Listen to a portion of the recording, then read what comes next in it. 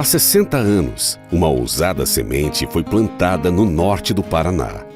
Em solo fecundo, com manejo correto, o destino estava traçado: crescer e perpetuar. Resultado do esforço de muitas mãos, a Cocamar é símbolo de vanguarda e exemplo de dinamismo desde a sua criação em 27 de março de 1963. Ao longo de 6 décadas, ancorada no cooperado, pilar que justifica sua existência, e na inovação, valor que norteia todos os seus passos, a Cocamar semeou o futuro, venceu obstáculos em princípio insuperáveis e hoje colhe, com orgulho, os frutos de tão nobre e desafiador cultivo. E são eles, os desbravadores de um passado distante, que nos contam os primeiros momentos deste exitoso plantio. O poder de atração do Paraná era tão grande que as pessoas ouviam falar no Eldorado, né? Começou a correr a fama numa região muito próspera, né? Que aqui se ganhava dinheiro do dia para a noite. Era muito sacrifício, mas as pessoas logo ficaram ricas, né? Tinha asfalto até Mandaguari só. Mandaguari a Maringá era um túnel de poeira, né? Você mal conseguia enxergar alguma coisa na estrada. Né? Túnel de poeira quando era seco. Ou barro quando era chuva, né? Era o único produto que tinha aquela café. O resto do nego plantava só para comer. Arroz, feijão, milho. O negócio era café. Não tinha outra produção a não ser lavoura de café. A força do café já era impressionante, né? E as lavouras, na época, já começou um crescimento muito grande. E com duas super safras. Uma de 61, de 62, quando só o Paraná colheu 21 milhões de sacas. 21 milhões, para você ter uma ideia, representava toda a exportação de café do país, mais o consumo interno. E no ano seguinte ainda veio outra colheita de 18 milhões de sacas. Né?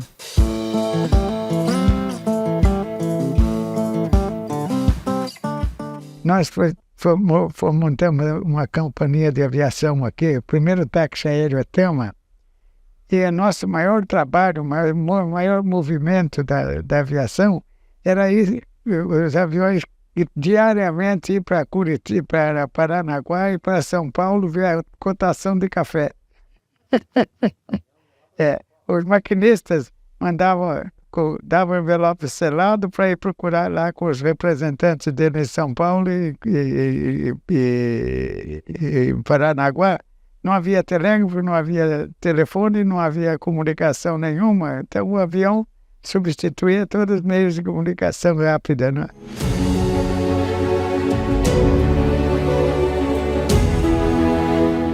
Realmente eu achava que precisava uma cooperativa em Maringá. O Milton Mendes era o gerente do Banco do Brasil. Ele então me chamou lá e falou: olha, eu recebi aqui uma instrução do banco. Nós estamos com um problema sério de financiamento de café aqui. O banco não tem como resolver. Ele falou que a direção-geral sugeriu que se fizesse uma cooperativa aqui para a gente poder refinanciar esse café e tocar esse troço para frente. Vamos fazer uma cooperativa. Você vai me ajudar a fazer. Você sabe o que é cooperativa? Eu falei: eu não sei, porque eu acabei de fazer um curso nos Estados Unidos sobre cooperativismo. Então, eu mais ou menos eu sei o que é uma cooperativa. Porque você me explica, porque eu não sei. Eu ouvi falar, mas também não sei o que é cooperativa. E a maioria do pessoal também que participou também não sabia o que era cooperativa. Aí fundamos a Cocamar, assim, na gerência do Banco do Brasil em 63. Então foi nomeado naquela hora ali, a diretoria da cooperativa. Então ficou o Dr. Pires como presidente, eu como diretor-gerente, o Benedito Lara como diretor-secretário e só, não tinha mais nada. A escolha dele por causa do prestígio, quer dizer, era um homem que realmente deu à cooperativa uma consistência política, uma consistência muito grande, porque por causa do trânsito que ele tinha na época, né? O homem ideal para ser presidente. Agora, não tinha nenhuma gerência comercial, nem de planejamento, nem nada. Ele deixava lá aqueles blocos todos assinados para a gente resolver o que quisesse e ir embora para o Rio. Era parte política, abrir porta. Não existia muita experiência no setor de cooperativismo, né? As pessoas sabiam que cooperativa era alguma coisa boa, mas não sabia até que ponto uma cooperativa podia ajudá-las, né? Depois de um ano, a cooperativa começou a não dar aquela resposta que o associado esperava. Talvez porque o associado esperasse demais, né? E era uma época de excesso de produção de café. Então, e havia muito pouca experiência mesmo, nossa, que nós éramos idealistas, né? Os cooperados começaram a também não pôr mais café na cooperativa. Aí começaram, um tira o corpo, o outro tira o corpo. Só tinha café, a cooperativa só mexia exclusivamente com café. Aí começou a ir para trás, né? Aí o produtor já começou de novo a pegar o café e já vendia para o maquinista direto, já faziam. Praticamente todo mundo abandonou. Diante das inseguranças e das volumosas dívidas financeiras, tornou-se imperativo encontrar possibilidades e honrar os compromissos. Bem, havia boa vontade também do Banco do Brasil, havia interesse dos cooperados, pessoas equilibradas, e eu acho que foi isso que conduziu a montagem, né? Uhum. E havia interesses também ali de vários produtores, né? Foi mais interesse dos produtores mesmo, né? Então, aí se reorganizou a cooperativa, aí entrou Cassiano, entrou Constâncio, e se reorganizou a cooperativa, e foi lutando e melhorando, e ela foi crescendo. Já nos primeiros anos de existência, a Cocamar teve de se reinventar para continuar apoiando o cooperado. Que só o café não ia dar condições para que ela se levantasse. E mais produtos como o algodão, principalmente o algodão, é que levantou a cooperativa. Porque o algodão na Cocamar foi uma injeção e funcionou, porque eles compraram uma máquina usada lá no Nordeste. Nossa, existia filas enormes. A revolução trazida pelo algodão, no início dos anos 1970, foi a primeira das muitas e decisivas marcas deixadas pela Cocamar no rico solo paranaense. Mas nada que possa ser comparado ao que se veria nas décadas seguintes.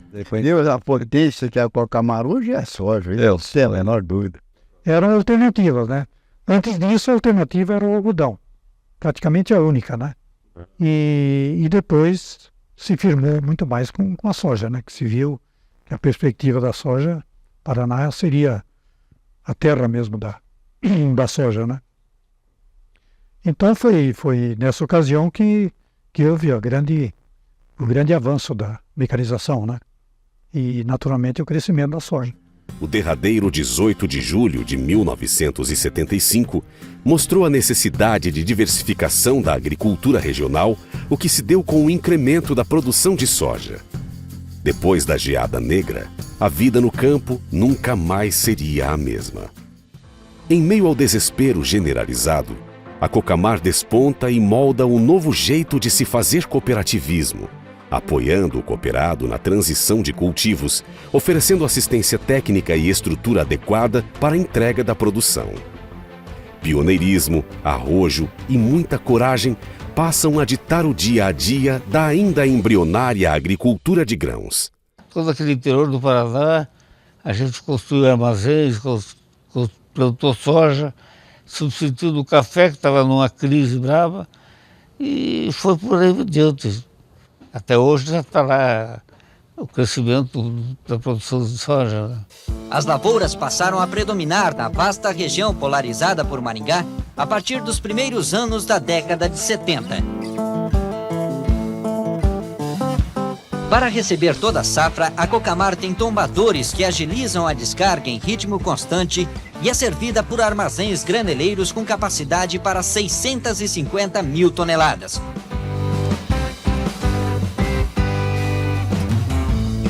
Aliás, a Cocamar foi a primeira cooperativa do estado a investir na construção desses grandes armazéns viabilizando com isso a expansão da agricultura da região. A coragem com que a Cocamar enfrentou as tormentas dos anos 1970 extrapolou os limites das lavouras. Com a industrialização, os produtos comercializados pela cooperativa inauguraram um caminho sem volta. O Parque Industrial, que começou a ser instalado no final dos anos 70, significou um marco decisivo na história da organização.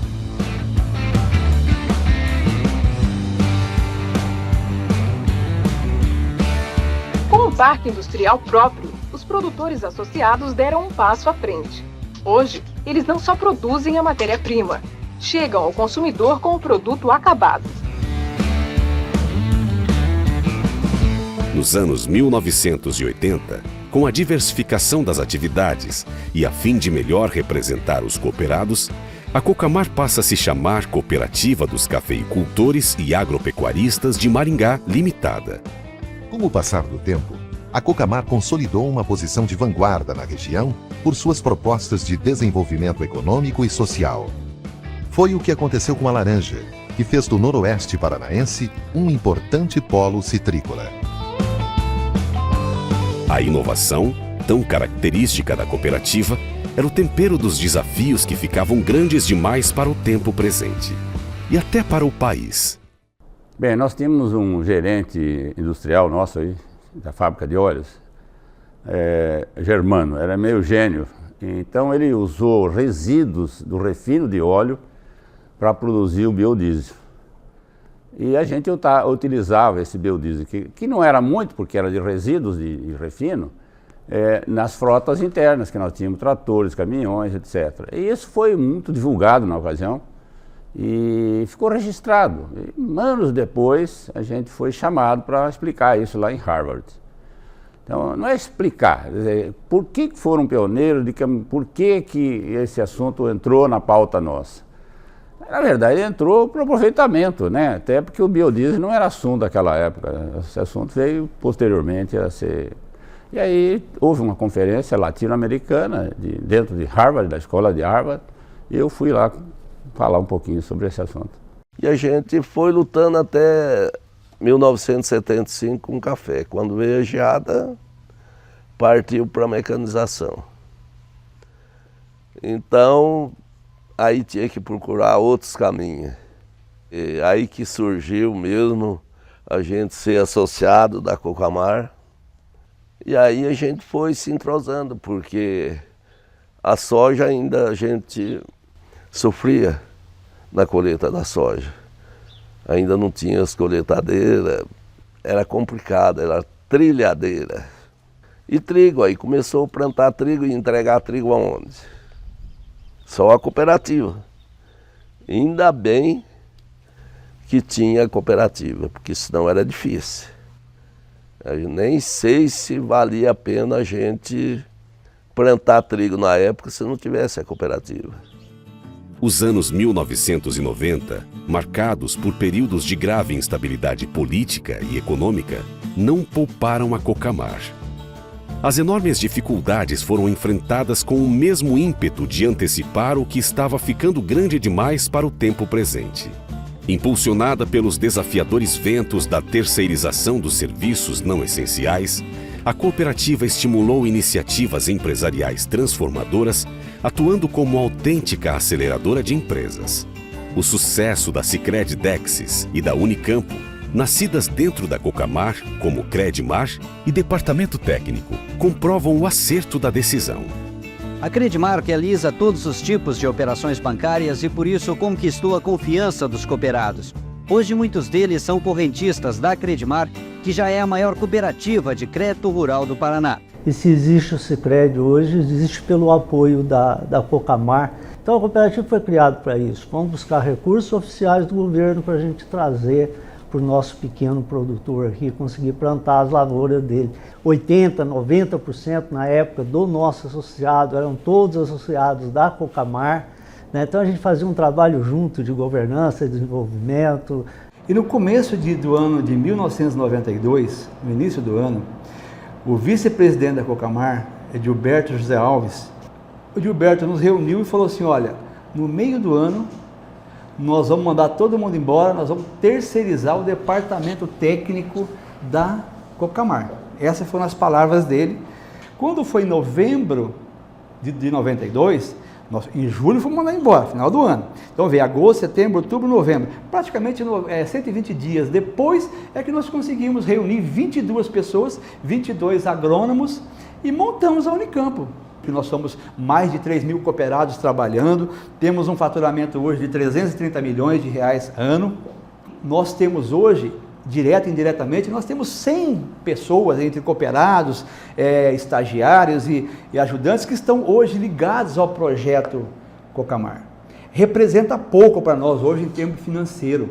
Eu diria para você que não dá 5% do nosso faturamento, vem desses projetos ligados à Cocamar. Mas a representatividade que tem, que significa para nós Unicampo, chama-se Cocamar.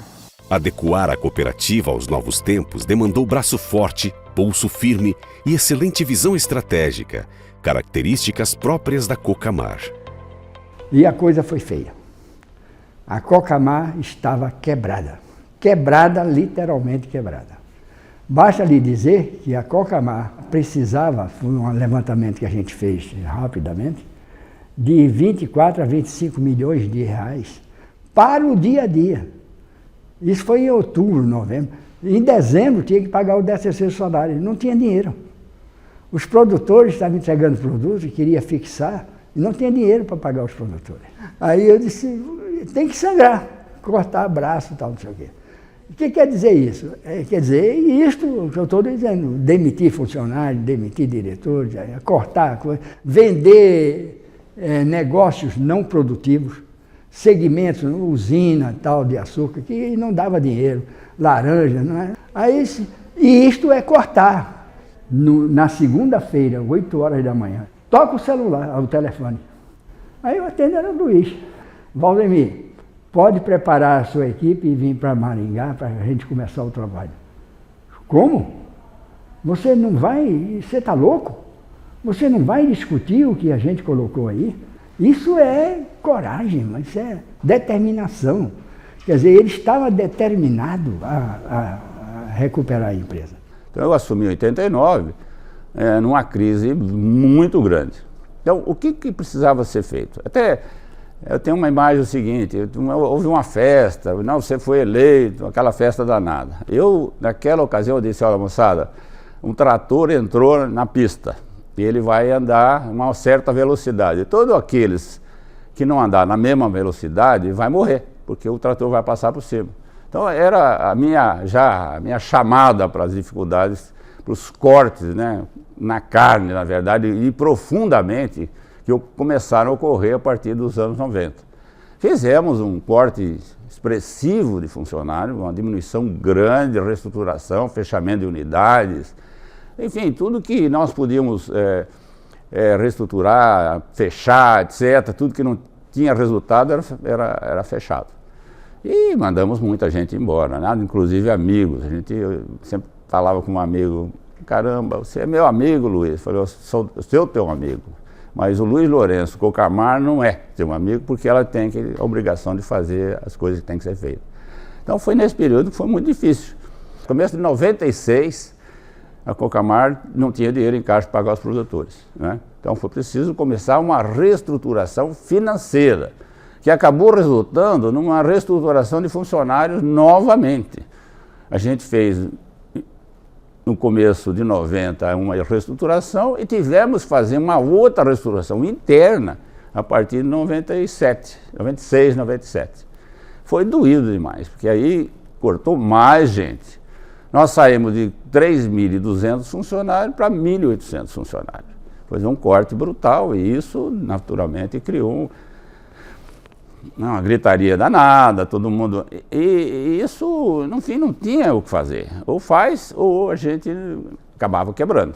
Lógico, a gente tinha credibilidade, né? A gente estava tratando o assunto de muito seriamente. Contratamos uma empresa que era o Chase Marra também, que depois fechou o Chase no longo da negociação, mas aí o Valdemir, que era do Chase, veio conosco e nós pegamos uma reta, é assim que nós queremos. E foi uma batalha de anos, mas foi vencedora. E nós entramos numa fase de prosperidade daí para frente. Fora da lavoura, o alívio da estrutura administrativa. Dentro dela, a busca pela inovação característica da cooperativa, que voltava às origens cafeeiras com nova alternativa aos produtores e outras apostas capazes de incrementar a agricultura e a pecuária. O sistema de café superadensado, difundido inicialmente pela Cocamar, provou que a cultura é viável e também rentável quando se usa tecnologia. O projeto tem o respaldo do IAPAR e da Secretaria da Agricultura e vem entusiasmando os produtores. O modelo é próprio para pequenas propriedades. Trazer o cultivo da canola para o Brasil foi outra importante conquista da Cocamar, que conduziu os primeiros plantios em 92. A cultura mostrou que tem futuro como alternativa de inverno para consorciar com lavouras tradicionais. Ainda nessa época, a cooperativa deu outro passo importante. Lançou no mercado o primeiro óleo puro de canola produzido inteiramente no país.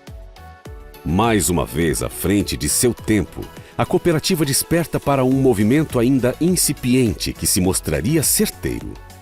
Perto de completar 40 anos, a Cocamar lançou-se de corpo e alma a um projeto de grande destaque em sua história. Hoje o ILPF é o mais importante programa brasileiro nas reuniões de clima mundial, porque você não corta a árvore, né? Você usa uma área aberta de baixa produtividade, introduz a tecnologia e a área passa a produzir. Então você com isto produz mais numa área que já está aberta, que já está sendo explorada, apesar de que de maneira ineficiente, e evita a compra de novas áreas e derrubada de árvores para fazer a expansão ou a produção que é necessária, né? Nesses 13 anos, 14 anos, 15 anos, vamos colocar assim, nós saímos de 2 milhões de hectares para 18 milhões de hectares integrados, de uma ou de outra forma. O projeto é bom para o país, é bom para o agricultor, é bom para a cooperativa, é bom para a indústria que vende produtos e insumos, é bom para todo mundo. A integração lavoura-pecuária-floresta revolucionou a paisagem e renovou a economia do noroeste do Paraná. Eu mexia com pecuária, eu precisava reformar a fazenda aqui que estava degradada. Aí eu procurei os técnicos da Cocamar. Então desde o primeiro ano eles vieram me orientaram para plantar soja, para reformar a pastagem em vez de milho, que soja era melhor e coisa e tal. E já dando a dica de fazer o consórcio braquiária no inverno, né? Para fazer a rotação de cultura, faria com o soja no verão e a braquiária no inverno, em vez de fazer o milho safrinha, alguma outra coisa. O que era comum na época, a reforma de pastagem com pastagem. Então você vinha, mexia na terra, né? Naquele sistema antigo, e jogava o capim. 2 anos depois o pasto estava degradado de novo. E nessa terra nossa, da arenosa, mexer na terra é um crime, porque cada vez que você mexe, o solo vai degradando mais. Então é até difícil de ter uma imaginação de como seria essa propriedade hoje se não tivesse sido feita essa adaptação, né, ou seguido essas orientações. E aí em 2006 a Cocamar precisava de uma área para lançar esse programa do ILPF. Cocamar, IAPAR e Embrapa. Nós cedemos 10 alqueires aqui para Cocamar para fazer uma mini fazenda, né? Repartiu em 4 e reformando 25% da área naquele... Uma mini fazenda, e ali foi minha escola, que eu fiz o milho com braquiária, que eu falei, não vai funcionar, dentro de casa. Eu falei, não, isso aí não vai funcionar. E precisei ver aqui dentro de casa para mim começar a fazer. Aí começamos tivemos um norte, começamos a trabalhar a partir desse projeto com a Cocamar aqui na fazenda. E estamos contentes com o ILPF. Fazenda tem um norte hoje a seguir, né? Tem gado gordo, os pastos com a melhora da fertilidade do solo, fazendo a integração com soja, né? Que eu acho que é o jeito mais barato que tem para você melhorar o solo, né? E capim estamos até assustados da produtividade do capim, né? Nos anos 2000, a Cocamar se sente pronta para atender a um pedido do cooperativismo no norte do Paraná e expande sua área de atuação. De 24 entrepostos, passa para 47 em um dia. Neste mesmo período, em meio à expansão, o varejo ganha destaque ao firmar parcerias com grandes nomes do setor, impulsionando a implantação de um padrão de qualidade que seria referência na cooperativa, consolidando os produtos Cocamar nas gôndolas de supermercado. E esse crescimento só foi o começo. Nos anos seguintes, a cooperativa começou seus trabalhos no estado de São Paulo, Mato Grosso do Sul, Mato Grosso e Goiás.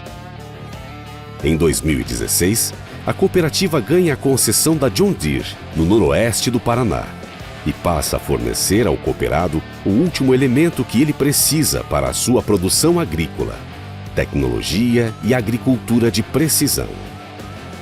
Crescida, amadurecida e socialmente responsável, a Cocamar só faltava encontrar uma forma de perpetuar-se para coroar o sucesso de meio século de existência. E o fez de maneira arrojada, sendo a primeira cooperativa agropecuária brasileira a adotar um modelo de gestão profissional, aliando governança corporativa e ação social. É um modelo muito moderno de gestão, seguida por grandes corporações mundiais, principalmente esse novo movimento de cooperativas que querem buscar seu crescimento de forma sustentável, onde separa a gestão executiva da gestão estratégica de interesse específica do cooperado. O modelo da gestão moderna, a gestão contemporânea, ela tem que estar vinculada com a questão do econômico, a questão da governança em si, que são os processos, dar tranquilidade para que todas as partes interessadas enxerguem a cooperativa como algo sério, como algo sólido, algo promissor, algo inovador, mas também com toda a questão da sustentabilidade sendo mantida. Sustentabilidade principalmente sobre o aspecto de questão ambiental e a questão social. Nós temos que crescer, temos que buscar o desenvolvimento, gerar riqueza para a cooperativa e para o cooperado, mas nós não podemos desassociar esse crescimento, essa evolução, com a segurança do ambiental, tanto no aspecto do cooperado como dentro da própria cooperativa. Ao chamado da Organização das Nações Unidas, lá estava a Cocamar, signatária do Pacto Global do Desenvolvimento Sustentável. Entra em cena a gestão ESG, sigla em inglês para Ambiental, Social e Governança, que em bom português significa a adoção de práticas comprometidas com o futuro de toda a sociedade. Vislumbrar o coletivo nas ações mais triviais da rotina da cooperativa implica diretamente na produtividade, oportunidade e rentabilidade dos negócios. Como exemplos práticos, a criação da usina de cogeração de energia, que alimenta praticamente todo o complexo industrial da cooperativa, e também os programas de recomposição de matas ciliares e atendimento às entidades assistenciais. O ESG, ele faz parte do DNA da cooperativa, ele está no DNA dela, ou seja, uma preocupação real com o meio ambiente, porque o nosso agricultor, que é o dono da cooperativa, ele depende do meio ambiente.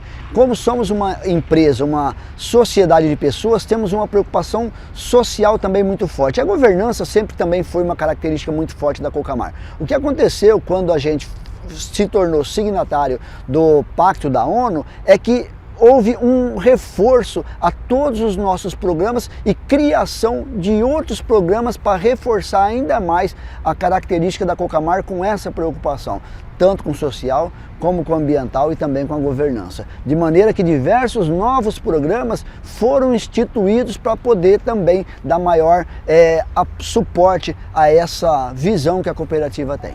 Reconhecida pelos mais de 19 mil cooperados e premiada pelas mais renomadas publicações, a Cocamar é fonte permanente de inspiração e se orgulha de fazer parte de um sistema tão comprometido com o cooperativismo.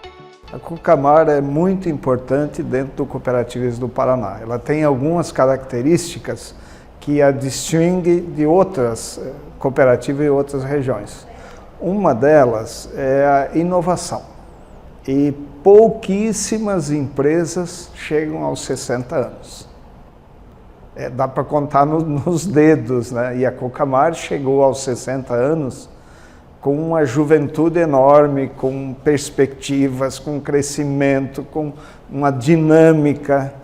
Então essa energia é que a Cocamar traz para dentro do cooperativismo. Preparada para continuar crescendo e oferecer novas oportunidades aos cooperados, a Cocamar esbanja vitalidade e vive seu melhor momento, com estrutura sólida de suporte ao cooperado e recordes de faturamento e de devolução de sobras, tendo o cooperado como a essência de todo o seu trabalho. Inovando sempre, porque inovar é adiantar o futuro e torná-lo melhor para todos. Cocamar, 60 anos. A melhor cooperativa agropecuária do Brasil.